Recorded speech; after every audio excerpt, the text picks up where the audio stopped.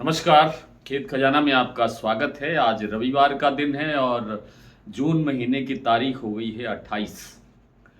और पिछले सप्ताह की अगर समीक्षा करें सरसों बाजार की तो आपने देखा कि सरसों का बाजार लगभग ठहराव की स्थिति में आ गया है। जयपुर का भाव 7,900 के आसपास टिका हुआ है और भरतपुर मंडी का भाव 7400 के आसपास कारोबार कर रहा है।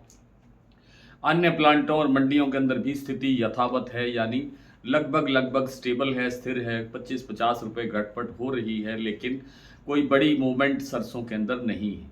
लेकिन आपने खास बात नोट की होगी कि 2 दिन, पिछले जो 2 दिन गए हैं, शनिवार और शुक्रवार, इन 2 दिनों में जो दैनिक आवक है वो घट करके 3.5 लाख बोरी रह गई है, जो कि काफ़ी चिंताजनक स्थिति की ओर संकेत करती है। दूसरी तरफ अब ईरान और अमेरिका के बीच तनाव फिर से बढ़ रहा है। ट्रंप चचा फिर से ईरान को मिटाने पर तुले हुए हैं। उनकी जो आज की ताज़ा जो घटनाक्रम उसको देखें तो ऐसा लगता है कि ये युद्ध कभी भी समाप्त होने की स्थिति में आने वाला नहीं है। और इसके कारण से क्रूड में जो पिछले 3-4 दिन से लगातार गिरावट चल रही है, उस क्रूड के अंदर फिर से एक उछाल आने की संभावना बन रही है। और क्रूड में जब उछाल आता है तो आप देखते हैं कि सोया तेल और पाम तेल आदि, यानी विदेशी जितने तेल हैं, उनके अंदर एक तेजी का मूवमेंट बनता है। तो तेजी आने से फिर घरेलू जो तेल है, यानी हमारे जो देश में बनने वाले तेल है, जैसे कि सरसों का तेल, मूंगफली का तेल, बिनोला का तेल आदि आदि, इन सभी तेलों की डिमांड बढ़ती है। वैसे भी अब जो सोया तेल है और जो पाम तेल है वो बिल्कुल बॉटम के करीब आ गए हैं, यानी भाव इतना नीचे आ गया है कि अब यहाँ से और गिरावट की संभावना दिखाई नहीं देती है।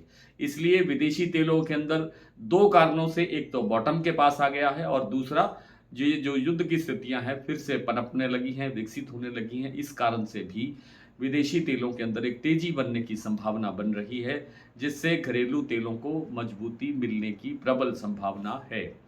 तो अब जो स्थितियां बनेगी सरसों के अंदर, कोई बड़ी मूवमेंट तो नहीं है, कोई बड़ी तेजी की संभावना, केवल मैं इस सप्ताह की बात कर रहा हूं जो कल से शुरू हो रहा है। इस एक सप्ताह के अंदर सरसों के अंदर बड़ी तेजी की संभावना नहीं है। बड़ी तेजी हम बोलते हैं जिससे 400-500 रुपए तक का बाजार बढ़ जाए, ऐसी स्थिति आने की अभी संभावना नहीं है। और जो गिरावट की दिशा है वो भी कोई बहुत बड़ी नहीं लगती है। उसके लिए भी दो कारण हैं। पहला कारण ये है कि हमारे पास सप्लाई बेहद टाइट होती जा रही है और दूसरा विदेशी तेलों में तेजी आने की संभावना है।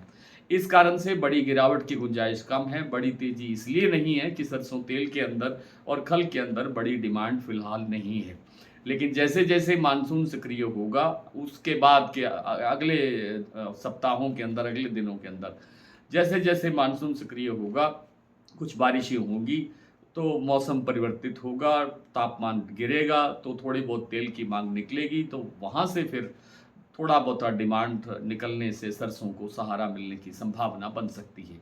फिलहाल सरसों 100 रुपये टूटने या 100 रुपये बढ़ने से ज़्यादा की संभावना दिखाई नहीं देती है। थोड़ी सी बात सोयाबीन की कर लेते हैं। सोयाबीन का जो महाराष्ट्र कीर्ति प्लांट का जो भाव है वो इस समय 7450 के आसपास बना हुआ है। एक सेंटर पर 7450 का भाव है, कुछ सेंटर पर 7400 का भाव है, कुछ 7400 से कुछ नीचे चल रहे हैं। लेकिन अभी देखने की जो स्थिति है वो ये है कि सोयाबीन की जो बिजाई है, जो इस समय एक अच्छी स्थिति में आ जाती है, वो मात्र आप ये कह सकते हैं कि 1.25 से 1.5 लाख हेक्टेयर तक ही अभी तक बिजाई हुई है। क्योंकि जो उत्पादक राज्य हैं, जैसे महाराष्ट्र है, मध्य प्रदेश है, गुजरात है, राजस्थान है, इनमें अभी पर्याप्त बारिश बिजाई के लायक नहीं हुई है। और अगले आने वाले 10 दिन इन सब के लिए बहुत महत्वपूर्ण है। इन राज्यों में अगर मानसून फिर से सक्रिय होता है, अच्छी बारिशें होती है तो बिजाई बढ़ सकती है।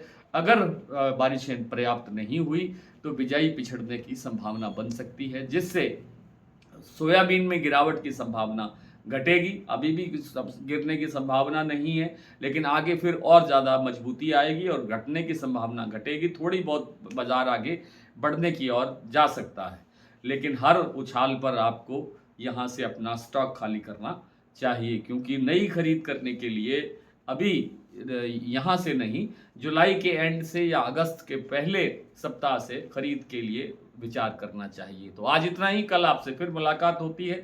तब तक के लिए नमस्कार।